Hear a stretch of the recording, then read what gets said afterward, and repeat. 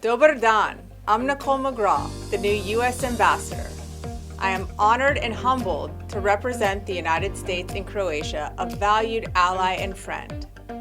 Under President Trump's leadership, I will work with Croatian leaders and citizens to strengthen our shared security as NATO allies, enhance regional energy security, and promote economic growth for both of our nations. My family and I are excited to make Croatia our new home, and we are grateful for the warm welcome we've already received.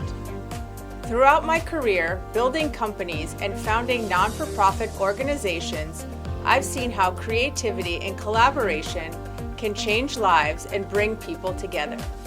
Diplomacy works the same way, building partnerships and delivering results. And I'm thrilled to join our outstanding embassy team in Zagreb, and I look forward to meeting many of you across this beautiful country. Vidimo se!